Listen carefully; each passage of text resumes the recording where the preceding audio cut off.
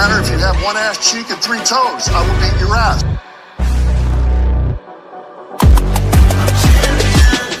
This ain't no regular thing. Came for the ring, you know what I mean. I shoot my shot and it's clean. This is my city, yeah, this is my team. If you talking, it's hard to be nice. I play with all of my life. You see my name in the lights. Better get right, I'm champion. The game is in trouble, I've been in my depth for the piece of the puzzle, I got it for real. Still keep me going, I wake up and hustle, you won't see me buckle, I've been in the field. Man of the town, you been in your fields, I'm adjusting this crown. Call me your majesty, either that or your tragedy. We shutting everything down. I've been hot like somebody put a candle on. I'm off top, I don't really stand opponents. This mine, the moment is run out and start a bunch of pandemonium. More game, I got some, the skill is bar one, y'all done, the game in the coffin. Referee scream rest in peace and think twice if you next to me. It's West. This ain't no regular thing. This is a Huddle Sports Network broadcast. You can find us on Roku TV, Amazon Fire TV, Facebook, and of course YouTube. Get all your NFL news here first. Good morning, afternoon, morning for some, I guess. I don't know. This is One Ass Cheek, Three Toes. I'm your host, BSTRILLA. Of course, you got Nate the Great to my left, your right, whatever the case may be. How y'all doing today? Major League Baseball might be on hold for just a moment because our guy Chris has not shown up yet. So we will be talking about other stuff until he shows up, hopefully. It's 5 o'clock. How you doing today, Nate? Good, man. It's 5 o'clock somewhere, so you got to get that right. It's 5 o'clock somewhere, yeah. Let's see. We got let's talk about big news in the NFL. So after the Giants signed Jameis Winston, they decided to go out and sign Russ Wilson. Now, from my formulation of a brain that I have, I would feel that you weren't going to draft a quarterback. But they said they're going to draft a quarterback, which is the dumbest stuff I ever heard in my entire life. That's a giant move. It is. It's a dumb move. You know, now, you got coaches that are on the hot seat. Why would you draft a quarterback when you're on a hot seat? Stupid shit. So here's my thought process. Like, I feel that if Travis Hunter was projected to be more of a receiver than a cornerback, I think that it would make more sense to pair him up with whatever quarterback you're going to get, you know, going forward with Malik Neighbors, because we all know Malik Neighbors is really good. Mm-hmm. And he's going to get better. And the thing about Travis Hunter is he's going to come in right off the bat as a cornerback. Now, they could upgrade their cornerback position too, but you only signed Russell to a 1-year deal. Jameis Winston is a 2-year deal, but it's really not a lot of money. You can move off from him if you wanted to. They need to figure out their quarterback situation. And I think that Shedeur would do really well in the New York market because he's been in the spotlight his whole career. And the New York market can be very vicious, very ugly. But I think that Shedeur could handle it. You know, Eli Manning was not a very big talker, and he did pretty well with himself. You know, obviously he won Super Bowls, but still, you know, he handled it pretty well, being a very low-key kind of dude. I think Shedeur would be fine. And I think that if you're not in love with Travis Hunter at cornerback, then the next best bet is either quarterback or trade down. And I think they would just take Shedeur. Unless, I'll throw this out there, I'm hearing rumblings that Cleveland might be in market for Shedeur. That's probably why the Giants end up going with Wilson. Because he ain't going there. I mean, I think Dion would push heaven and hell to keep him from going to Cleveland. But I definitely think that they are looking at Shedeur. So with those rumblings, I think that that's why they made the move on Wilson, because they already had Winston. And I think they're afraid they might not be able to get him. So maybe they trade down, which they should. If Shadeur's not there, they should trade down and get more assets. They need more talent on that team. Travis Hunter's not going to make you a playoff team, you know. I mean, I know that, and neither is Shedeur. Right. Because I again, the quarterbacks in this draft ain't the greatest. They just True. are hyped that way. But in the scheme of things, the top 2 quarterbacks really ain't the greatest quarterbacks in the world either. Yeah. But they have to sell something to get the draft going. Sure. That's all what NFL is about, making that money. And you got it. Yeah. So, yeah. And you're not selling Russell Wilson, who's past his prime, and you're not selling 30 for 30 as your starting quarterback. Like right? there has to be an exodus plan. And I think, like, you know, we talked about with Drake May. Drake May didn't start the season, but he started the season. He came into the league probably about 2 or 3 games into the season. So it's pretty much the same thing. I think Shador, if they do take Shador, they'll probably play Wilson. If Wilson starts off the team good, then they can let's sit Shador down and let him learn. But if Wilson's ass the first 3 games, guarantee you they're going to be crying for Shador to get in there. You know. Yeah. Well, I'll see about that because I'm just not sold on a lot of these players in this draft. But yeah, I mean, a lot of them are. A lot of them, yeah. Some of them are projects. Some of them need to be sitting down and watching, you know, the from the sidelines to get better acclimated. It's just what I see. That's just my opinion. Yeah, another option too that I've been hearing is that what they could do is they could actually draft Travis Hunter at 3. And then trade up back into the draft to get their quarterback of the future, which could make more sense if you want to just take the best player available at the board, which would be Travis Hunter, and then just go ahead and trade up later. And if Jackson Dart's there, which I'm hearing Jackson Dart is more of a top 10 pick now, which is crazy. So I mean, they could trade back up for a Dart, a Milroe, you know. And maybe take a flyer on one of those dudes. You know what I'm saying? What happened to all the talk about Ewer, though? Well, Ewer's is there. Ewer's is there too. Yeah. I think Ewer's is interesting because he's got a lot of talent. Like you watch him play, he's got a good arm. He's actually pretty mobile for his stature.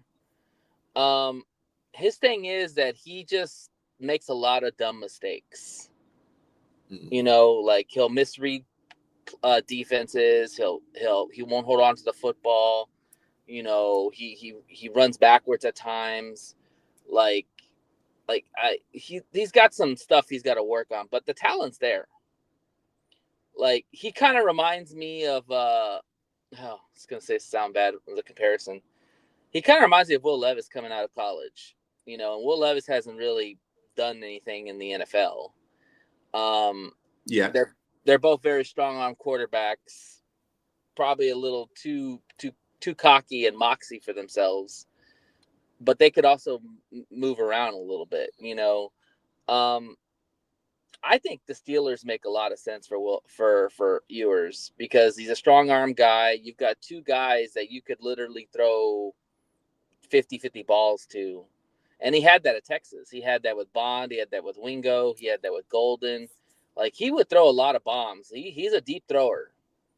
Like, shit you not. I don't know how good he is in the intermediates, but he's a good deep ball thrower.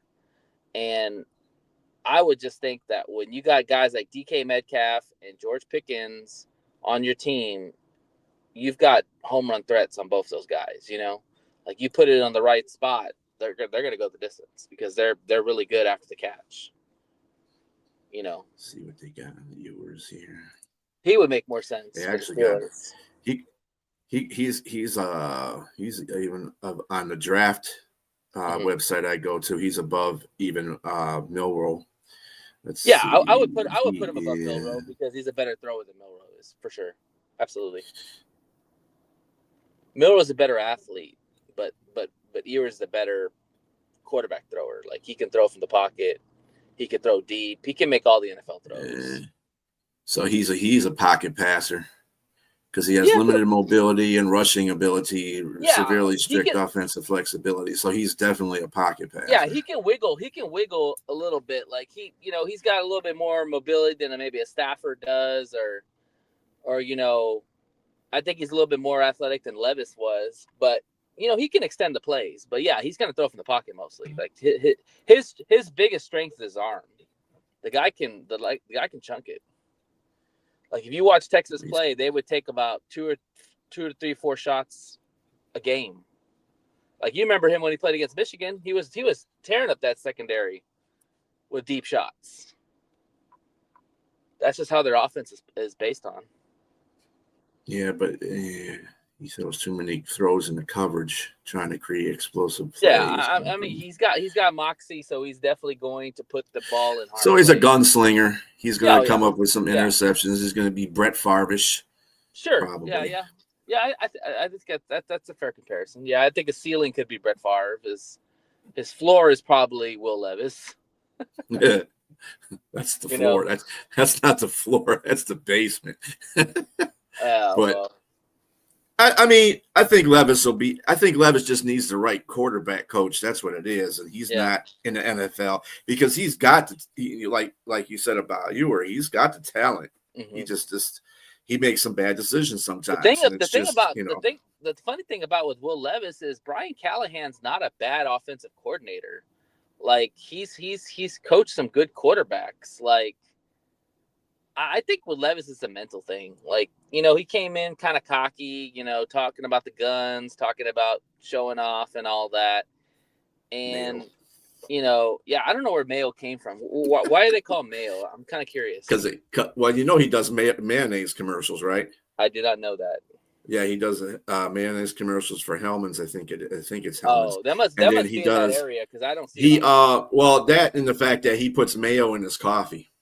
Oh my God, that's disgusting. Okay, that's worse. You don't have Robbie on here because he'd say the same thing. That's worse. That's worse than J-Mo's McFlurry McDouble. Oh yeah. By the way, shout out to J-Mo. It's his birthday. Happy birthday, J-Mo. Yeah. Have fun. Stay up, buddy. Stay up. Have fun. Don't do anything stupid today. All right. Good. I didn't know that's why they called it mayo. It's good to know. Yeah. That's disgusting. Yeah, it's disgusting. They had that, and that was when it's from his college. Once they drafted him and stuff like that. And when we heard that, it was like, "What? You put mayo in coffee?"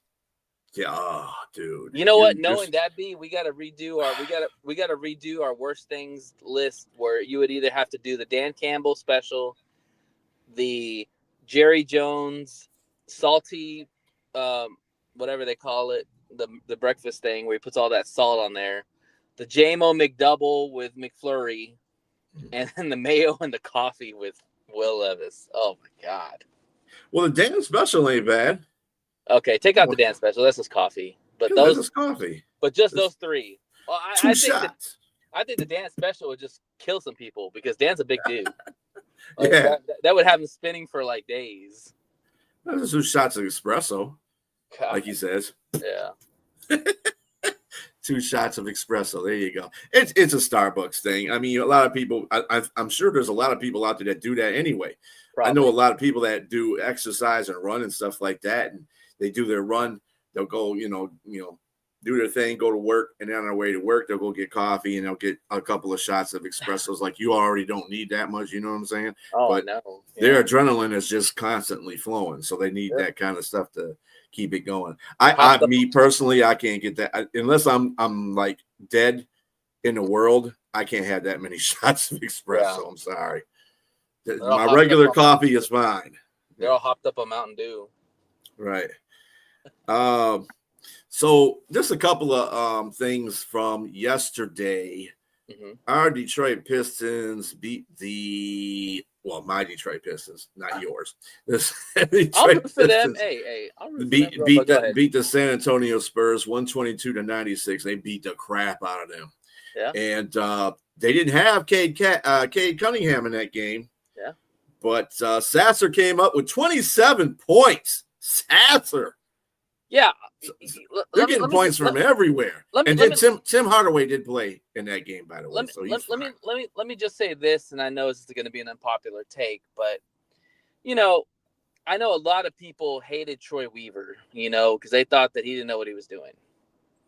But Troy Weaver built this team. He drafted Cade, he drafted Sasser, he didn't draft Holland, that was Langdon. But I mean, he traded for Duran. He got Ivy. He built this team. And then, he didn't pick the right coach, but he's done everything. He built that team, and there's a lot of good players on this team that nobody talks about. Like Sasser coming out of Houston is a guy who can play. Getting a guy like Ron Holland out of the G League Ignite, who can just is a bucket and possibly a future star in the league going forward. I mean, he's only like 18 or 19 years old. The guy has got so much game there, but like this team has a lot of unsung heroes. Isaiah Stewart, even though he doesn't keep his head on straight all the time, the guy is a beast on the defense. He's like a mini Ben Wallace. Like he just plays hard-nosed defense, rebounds, shot blocks, gets into other players' grills. Like the Pistons have a really good roster, and I'm hearing rumblings that like if somebody like Devin Booker was to become available, he's from Detroit. Would you guys entertain bringing him back, or do you guys rather just run with a young squad and Who, Booker? Yeah. I don't know. I don't know how that would break up the continuity of the you'd have to give some of your young assets, but I don't think you have to give up Cade. You probably would have to. No. You might have to give up maybe Duren, maybe some of your young guys that like we were talking about. But to get Devin Booker a 20-point score plus a night, I don't know. I'm just throwing that out there because I really think the Suns are going to blow up the whole team. I know they want to keep Booker, but KD's gone. Bradley Beal probably will retire. And Devin Booker, he's getting up there in age. Like, does he want to stay with the Suns team, or is he going to want to go somewhere else where he could be on a winning young team that could possibly really prosper? And I think the Pistons would be one of those teams. And he's from Detroit. So, I don't know. I'm iffy on that one. I don't like breaking up continuity if they got it. And Brett, how you doing there, buddy? Yeah, they won 2 games without Cade. 2-0 without Cade. How about that? That's good. It's impressive when you win without your superstar. It is really impressive. It tells you a lot about your team and your depth. Yeah, I think I'm on the same boat. The chemistry is great at the moment, but Booker is interesting. It is. I just the chemistry though. I don't want him coming in and messing up the chemistry. That's the thing. The Pistons got something going on that's pretty good. And they do, but the question is, how high is their ceiling with this team? Like, how far can they go without adding another big piece? Like, that's always the big question in the NBA. Well, I mean, they got a lot of young people on their team. You got to let them grow. So, I mean, it's going to be a process. So, this year, if they get in the playoffs, if they manage to get past the Knicks, or if they even don't, if they just go in the playoffs, that's a step already that they went ahead. Because they haven't done that in a long time. True. And next year, they can go ahead and go past that point. Just keep progressing every year. You got the youngsters on the team that you're going to keep for a while at least. So I mean that's what Oklahoma City did. I mean, Oklahoma City's been doing the same thing. I mean, they're rocking with all their young players. They add a couple of vets like Caruso and Hartenstein to their team, but for the most part, they have a bunch of young players. So maybe they can follow that same thing that Detroit's doing, or Detroit can follow the same thing they're doing in that aspect. But I think at some point, if you want to win a championship, and Oklahoma City is different because they have a superstar in Shai Gilgeous-Alexander. Like, Cade is really good. I don't know if he's a superstar yet. I think he's a star, but I don't know if he's a superstar yet. And they need to get a little more help along with Cade to help Cade out. You know what I'm saying? Well, again, that has to be developed. Yeah. So, he's not a superstar yet because he's still young, but he's getting there. Yeah. And he'll be that elite superstar pretty soon. But at the same time, you can't. Yeah. That's what I'm saying. Adding stuff to the team, break up the chemistry. And I'm not just talking about the chemistry of the team itself. I'm talking about the chemistry of the players themselves. Like that might, Cade has finally taken a leadership role, which was not done in his first couple of years here. Yeah. He hasn't taken a leadership role. And they were, it's like, what guard is going to take that? But Cade has stepped in there, took the leadership role, and has proved that he's one of those guys that you got in the draft that is going to do something in the NBA. That's what I'm talking about as far as chemistry is concerned. As far as the players, individual players, I don't want somebody to come in there and try to take that thunder from him. You know what I'm saying? Even if I it's want Denver him Booker? to be the man. Even if it's Denver Booker. I mean, like I said, it's interesting. I'm not going to say it's not intriguing Right. to entertain, but at the same time, at what cost is it going to be for the team? You can say, oh, well, add him is going to be great, but you don't know that. What you know right now is what you got in the team, that they're winning and they're doing it, and sometimes they're doing it without Cade. If they can do that and not didn't anyone have to worry about Booker, because Booker's not, you know. I think we'll kind of get that answer in the playoffs, because more likely they're going to play my Knicks, and to beat my Knicks, you're going to have to play either really, really good defense, or you're going to have to score the buckets, score the ball. And Cade, Cade's a huge mismatch for the Knicks, because the guy is just so smooth, it can score at any level. My next question to y'all would be, who is your next best scorer? Who is going to help Cade carry that load? It would have been Ivy, but Ivy got hurt. So who's going to step up to that second role, the second best player role? Because you're going to need that if you go against the Knicks. You're going to need to score at least 100 a game. We're going to give up 100, but you're going to need to score at least 100 a game. So we'll see that answer, because I think if Detroit struggles scoring the ball because everybody's relying on Cade, then that's where the debate's going to start, where, okay, we need to get Cade some help. We need to get Cade a veteran player that can come in. It can be a bucket for them along with what he's doing. You know, now if Detroit holds their own and they really take the New York to the brink or even beat them, then you have that narrative that goes like, oh yeah, the Pistons are right there. Like, they just keep developing their players and keep drafting well and making smart free agent signings. This team's going to be good. You know what I'm saying? Well, I mean, Beasley would probably be the guy that takes some scoring. But look at this last night. Sasser scored 27, but there was 1, 2, 3, 4, 5 people that scored over 12 points on and played. Tobias Harris, Thomas, Durant, Hardaway, and Beasley. They all scored over 12 points. So, I mean, if you have everybody chipping in at the same time, I mean, sure. I think that's what they're building. They got a superstar. They got a made superstar in Cade. Right. And they want everybody to come in there and chip in. Everybody's got a role to play. So, maybe Beasley doesn't have a good night. And then Sasser steps up. Maybe Sasser doesn't have a good night, and Tobias comes in there. Maybe Tobias, you know what I'm saying? It's interchangeable. Yeah, who could be the next scorer. It'll definitely be interesting to see how these young players really play in the bigger games when we get to the playoffs. But I will say this, like, my best bet right now, and you can pull up the stats, I would probably say behind Jaden Ivey, it's probably Tobias Harris is the second best scorer on the team. Am I right or am I wrong? Let me see here. I'll tell you. I think it was Ivy before, but then after Ivy went out, it was Tobias. Let's see what we got here. Player stats. Let's see. Yeah, it's Tobias. He's the second highest scorer. He has 16.6, and then Beasley is 12.7.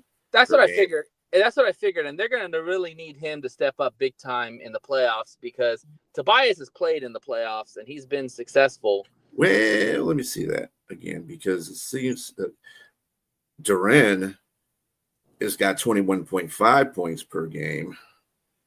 He started 70. Well, damn, yeah. Hell yeah. This guy, 21.5 points per game. So Duran's the second best scorer? Yeah. No, it's not bad. I like Durant. And then Tobias, and then Beasley. Of course, we don't know about. And Ivy was 15.6 when he was playing. He played 30 games. So okay, I thought it was Ivy, but okay. So yeah, Durant's your second best player. Again, another young guy. You got to see how he's going to play in those bigger games. You know. I'm with you, Brent. I think they can beat the Knicks in the series, and it will be hard fought for sure. But I mean. The only thing is they haven't been in the playoffs in some times. This is a young squad. I don't know how they're going to handle the pressure of the playoffs. Like I said, they got a couple of good veteran players on their team right now, in Beasley and Tobias Harris. So we'll see if that chemistry can help them win a playoff series. I mean, New York Knicks is a tough team. They might not be doing so well at the moment, but playoffs in any sport is a whole different ball game because you're one and done. You're a series and done in basketball. Yeah. So you got to win as many games as you possibly can. And also too, like, play, and also too, experience matters in the playoffs. Like, Mhm. you know, that's one of the biggest reasons why people are going against the Thunder is because they're the youngest team that's going to be in the playoffs.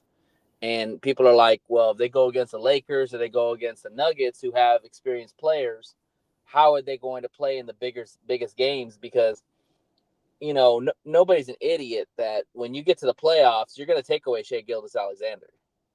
Like, or you're not going to let him go off or whatever. You're going to make the younger guys beat that team. And so, like, the same thing with the Knicks. Like, the Knicks are a terrible defensive team this year, but Tom Thibodeau is known to be a defensive specialist. And I guarantee you they're going to take away Cade Cunningham. Whether they double team him, blitz him, they're going to take the ball away from him. So the question is, who's going to step up after Cade to make those buckets? So, because if those other guys are making shots, then you can't double team Cade. But if Cade, I think that's the reason why the Pistons roster is made the way it is right now. Because, like I said, anybody can score at will on any given night. So, you know, like Duren has been playing really well. So, I mean, you got him, you got Tobias, you got Beasley. Those are three guys right there that your scoring is going to come from. And I just, you know, when you say that, it's just that's just how the roster is built. That's all. I don't think there's really a guy that is going to be, you know, be the scorer. Is going to be a bunch of dudes that are going to be scoring behind Cade. So you can shut Cade down. It's just like with Shea Butter. Shea Butter, you can shut him down. But see, good players will recognize that. Okay. So if Shea Butter recognizes the fact that he's being shut down or, you know, their defensive onus is on him, he's going to get his teammates involved. And it's not like his teammates are shucky teammates. They're good scorers too. They're kind of built the same way the Pistons are built, or the Pistons are built the same way they're built. Kind of, they'll have different players that score different amount on any given night to help Shea out. So he can do this. He can find players on his team if he's getting doubled or the defense is going toward him. Well, the Thunder. Yeah. And I think that's a difference between Shea. I think that's the biggest difference between Shea and Cade, because I think Cade can do the same thing. However, I don't think Cade mentality is the same as Shea. Shea looks for people to score. He's as many times as he's scored and high scorer that he can make it up. You know, he can make it up as he goes along and get his teammates involved, and he can be the one that's not scoring. I don't think Cade has that yet. I think that part of his game is just a bit behind Shea's. So it'll be interesting. Like I said, you're right. It'll be interesting to see what they do against. What's up, Uncle Rumble? How you doing, brother? I think the Thunder had their moment last year where all their young players kind of had a deer in the headlights situation against Dallas, where you know you watch that series. Yeah, Shea was overwhelmed because nobody else was stepping up. Jay Will was nowhere around. Chet was struggling. You know, this year going around, now they've had some experience in bigger games. Detroit could still have that moment.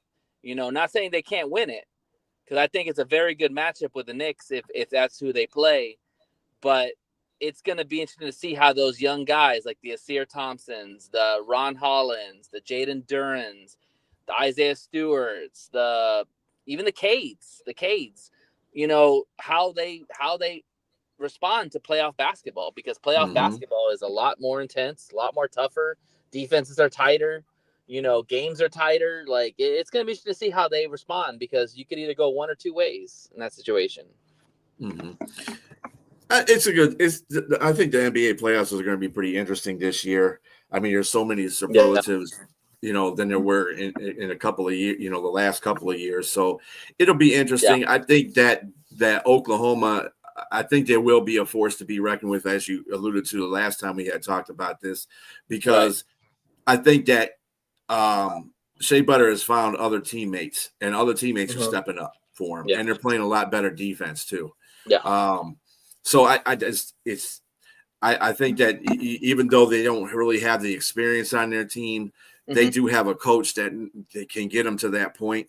Right. And I think, like I said, Shea is to an experience level now that he understands what he's got to do to get his team through the playoffs. Yeah. So, I mean, yeah, you got to have those. And see, that's the difference. And again, that's the difference between him and Kay, because Kay hasn't been in that position in the playoffs because he hasn't been in the playoffs. So this will be something that he has to grow from being Cade. So I'm just saying it'll be a good experience either way. I think the Pistons. Honestly, man, and this is coming from a Knicks fan.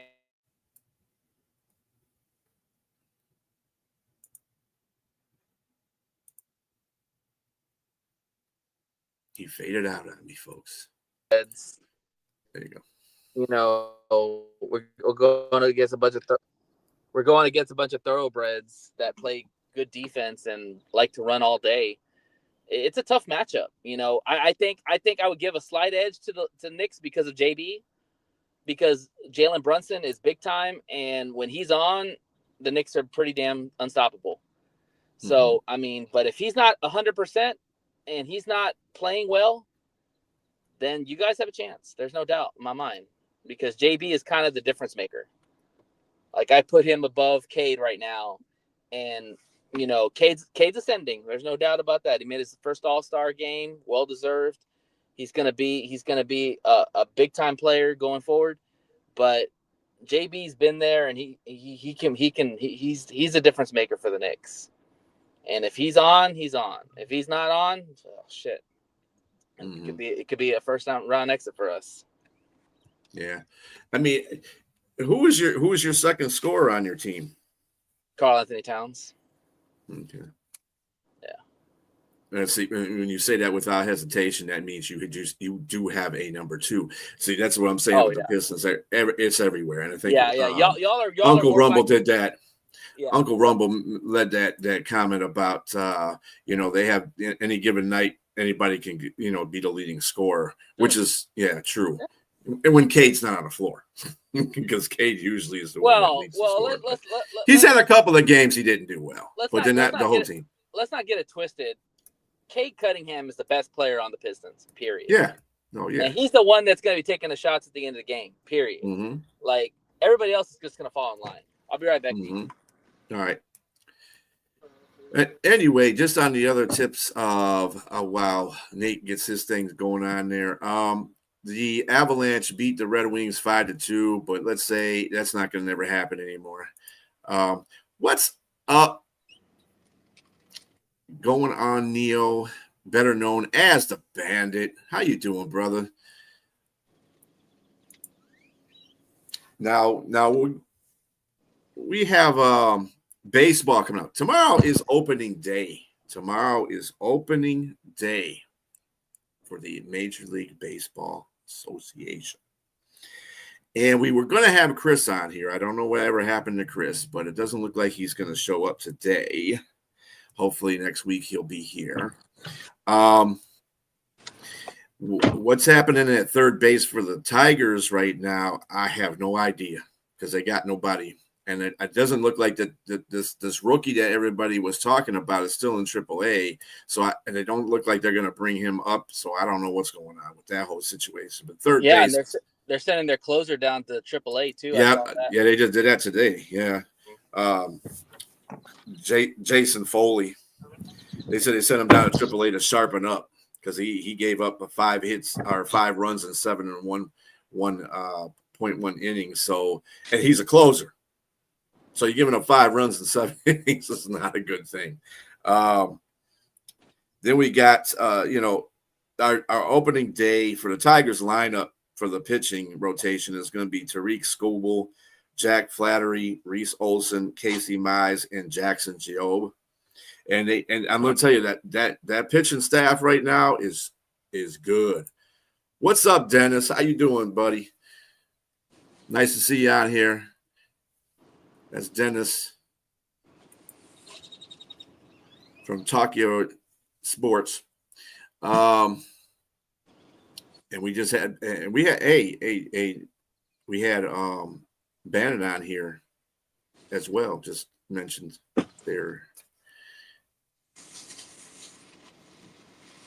In light of injuries, Tigers have signed veteran Manuel Margot to a split contract for 2025. He's an outfielder. Winslow Pierce will miss Perez. Winslow Perez will miss a month at least a month. He's got an injury. Parker Meadows will miss an additional time with nerve issues in his arm. Matt Verling will miss some time with a muscle strain in his right rotator cuff.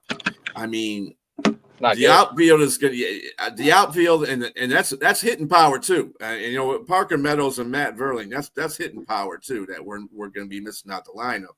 Yeah, and the options replacing them in these, in the outfield have been down to Javier Baez.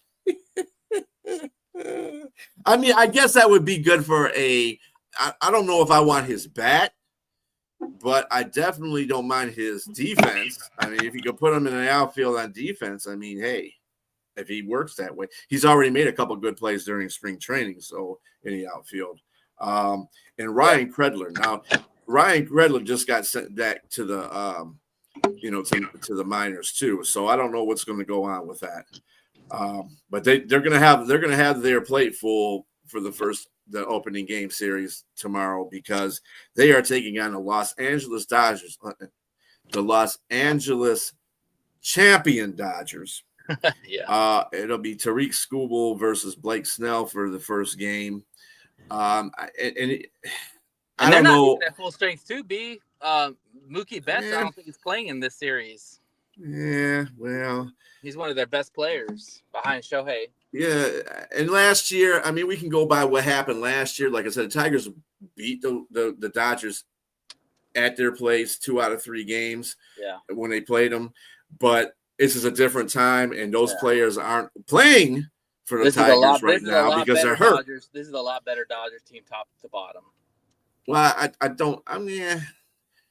I mean, they won the World Series last year. You can't get much better than that. But even with players missing for the Dodgers, they're still a better team up and down than the Tigers are right now as far as starting. So, I mean, I can't say the Tigers will get out the gate with some wins, but I mean, I hope they do. But at the same time, it doesn't look like they're going to do that with a couple of men down. But did you see the over under and how many wins the Dodgers have projected to get?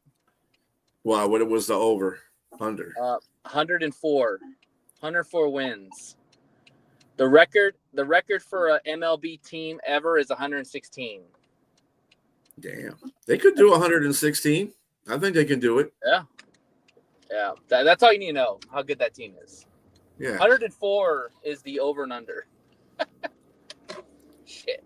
Yeah, we're talking about over under for the Tigers being 84. So I mean, exactly. Exactly. That's a whole 20 games better.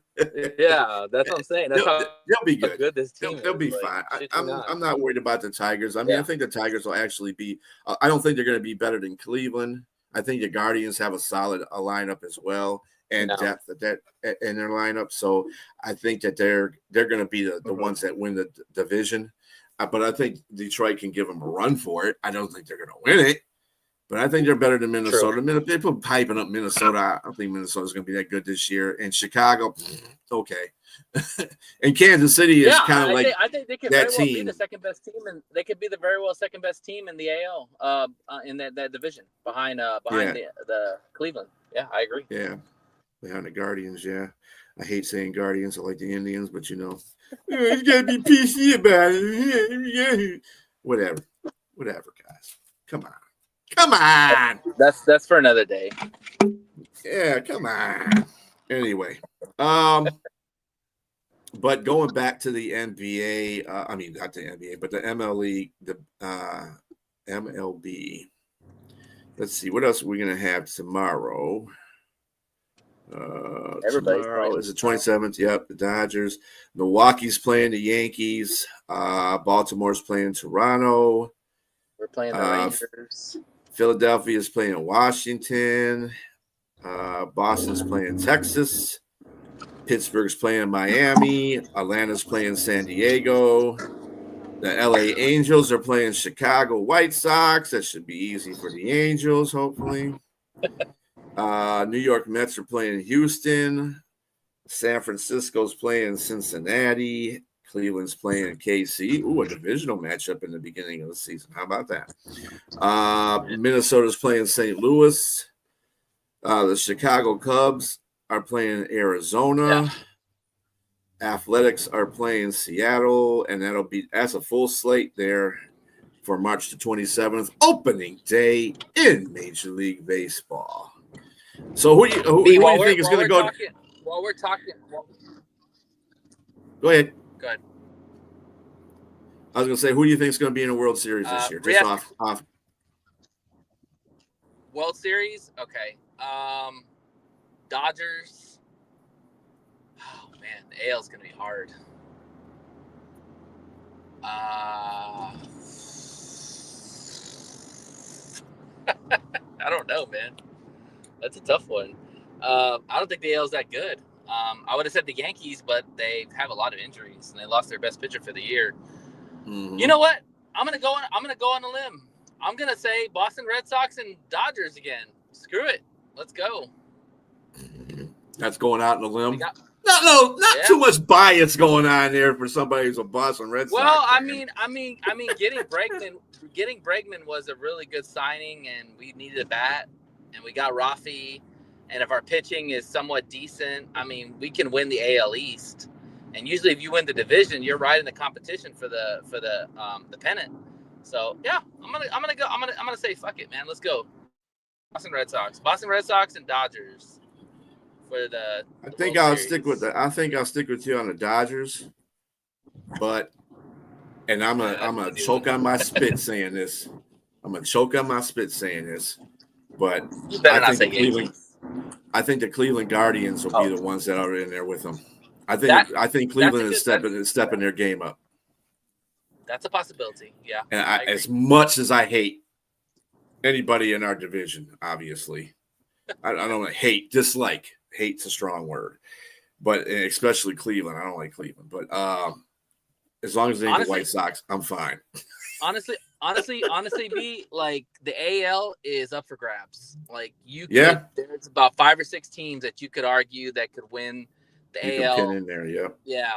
To whereas the NL, it's the Dodgers. It's the Dodgers in the field. You don't think Atlanta has a shot? I think Atlanta could give them a run, or even Arizona, but I think the Dodgers, their pitching and their hitting is just crazy, man. They're an all-star lineup. Like, they even got that rookie from Japan, the pitcher that guy looks like lights out, too. Like, and he's probably like their 5th best pitcher. It's crazy. And they have Kershaw still in their pitching staff. I don't even know where he's going to be in the rotation. It's crazy. Right. I think I saw the let me see here. I think I did see the rotation that they were going to use for opening day here. Yeah, Snell's in the one. I don't know. I think Yamamoto and Sasaki, they're both going to be the next 2 pitchers. I know that for sure because I was looking at who they were to start. Yeah, I don't even know where Kershaw fits in that rotation. He probably's not even he might not be rotational. Yeah. You never know because they got so many. Yeah, exactly. They got a lot of dudes, a lot of arms.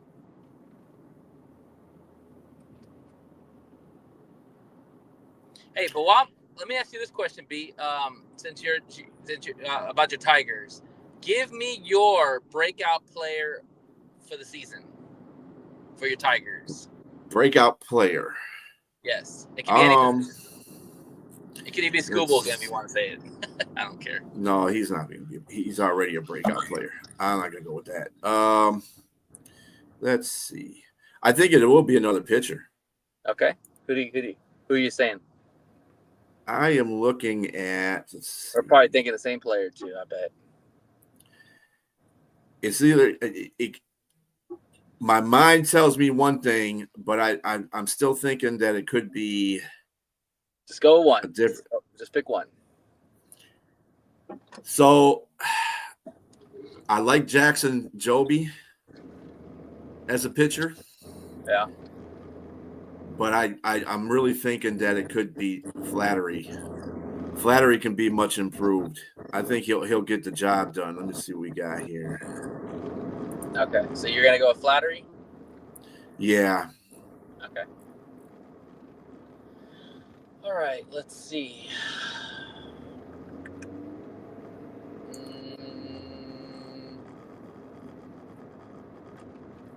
It's easy to go pitcher because that's probably their best position.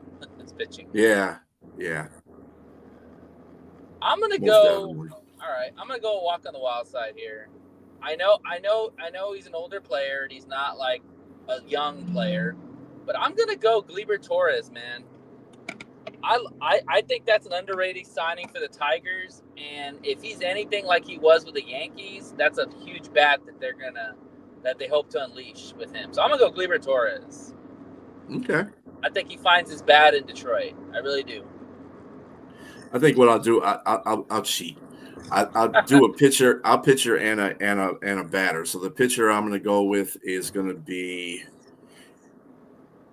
I like Reese Olson too, though. I like all their pitchers right now that they have. If you're going to go that route, I'm going to go Joby on the pitcher, and I'm going to go Gleyber Torres on the batter or position player.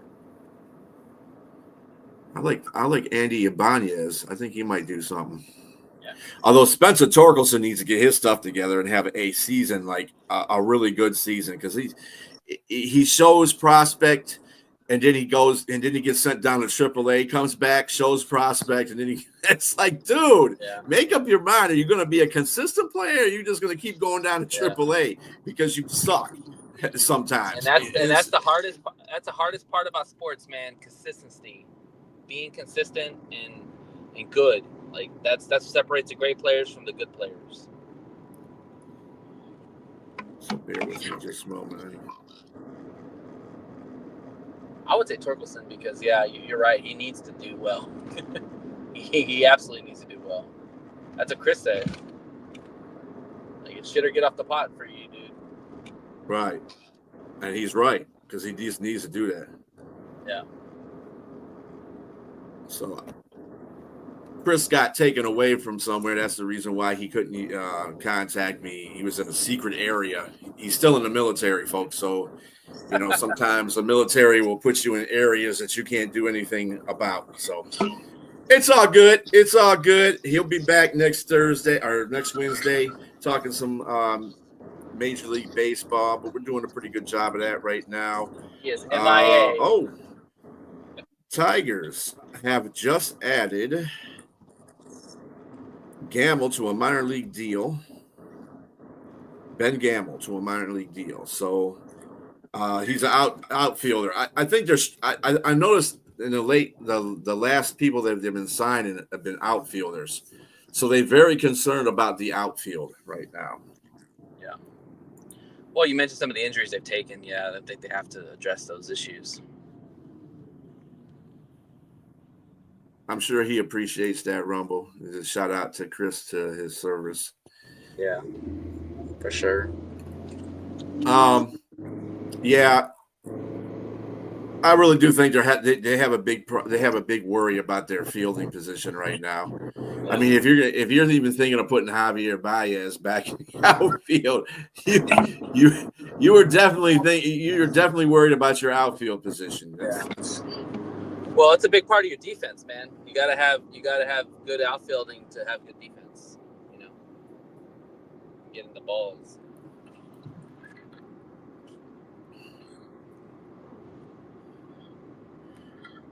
Bear with me again.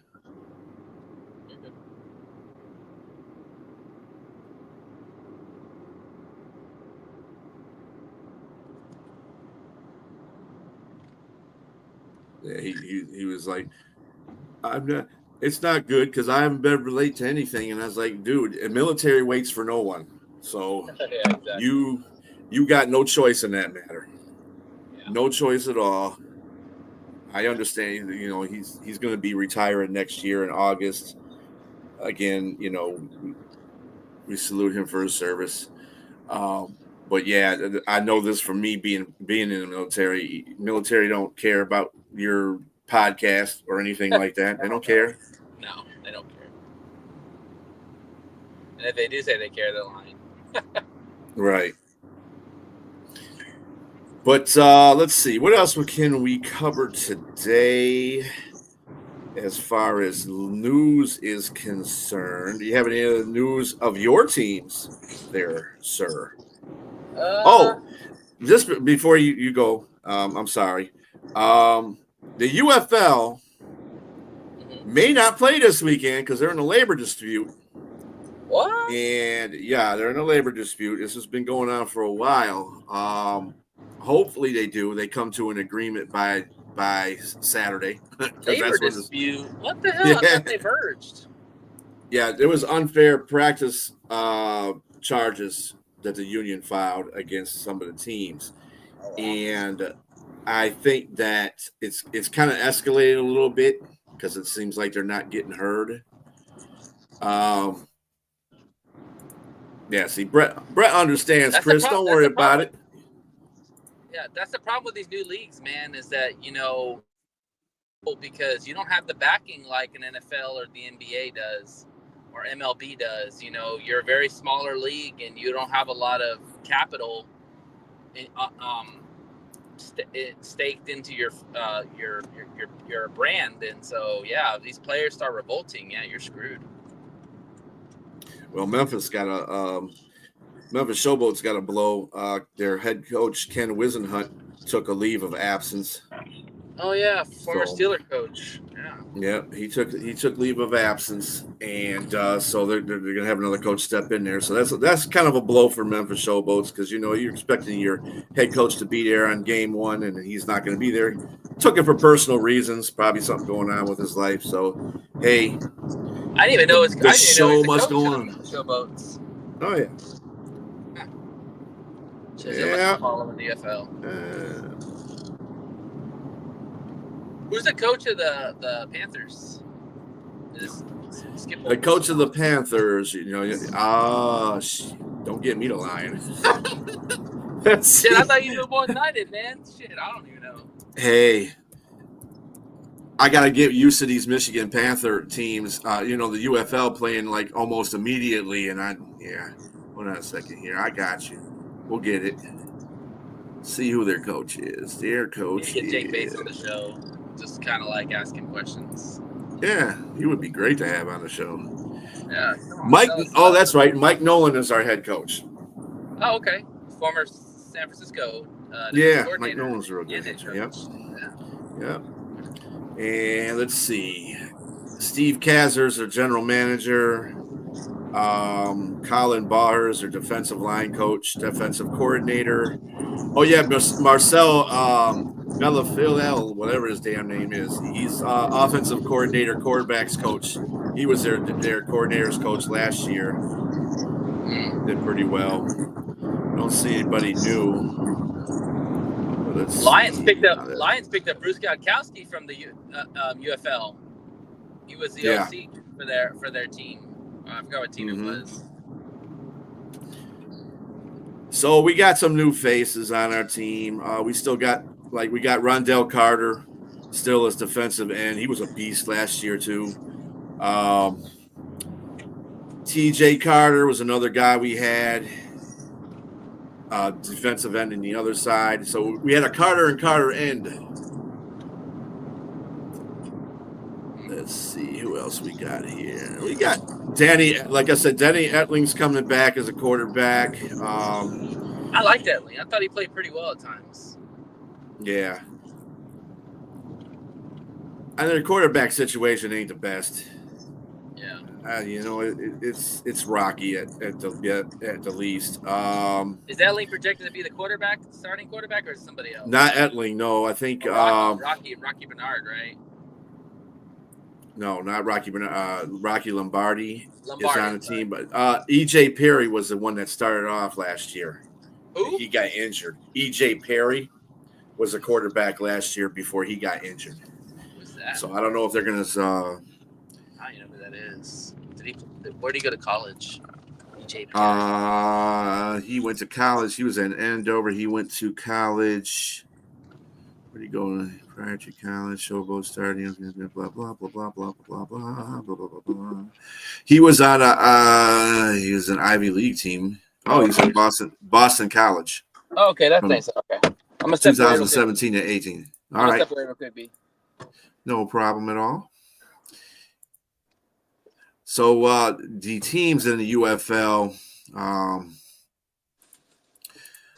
of course, Birmingham is a three-time, well, figuratively, a three-time champion. So that's going to be a team everybody's gunning for this year. Michigan Panthers probably do have a better roster than they did last year. So look for them to be in the playoffs again. And next year they're going to be adding probably another 4 teams, I think I said, or 4 to 8 teams that they're going to be adding in the UFL. So we'll have more of a complete league instead of just having 8 teams. So it'll be good. It'll be good. We're out there. Other news that is going on here. Bear with me one moment. Like I said, I have to fill time because, like again, Chris had this thing and, stuff happens. Let's see here. News.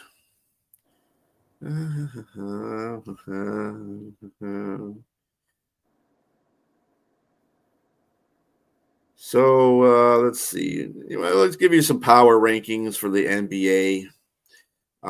They got number 1 is Oklahoma City Thunder. Oklahoma City Thunder, they're at 60-12 right now as far as the record is concerned.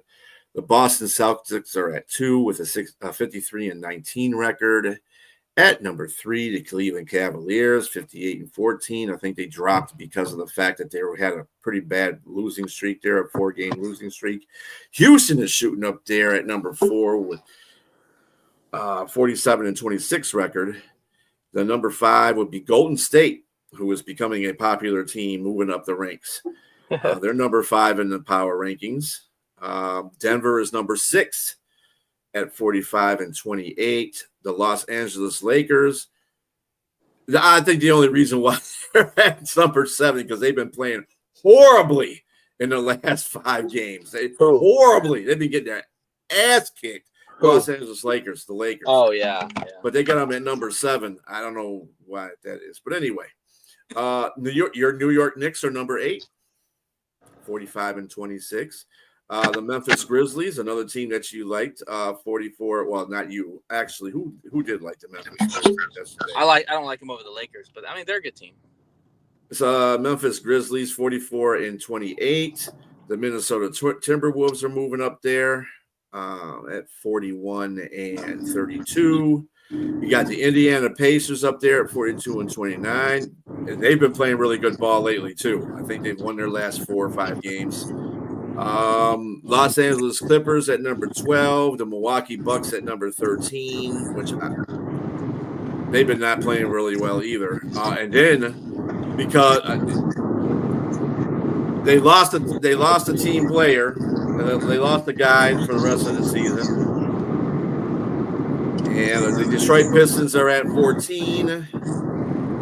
And at 15, to round out the top 15, Atlanta Hawks. And Atlanta Hawks have been playing some pretty good ball, too. Yeah.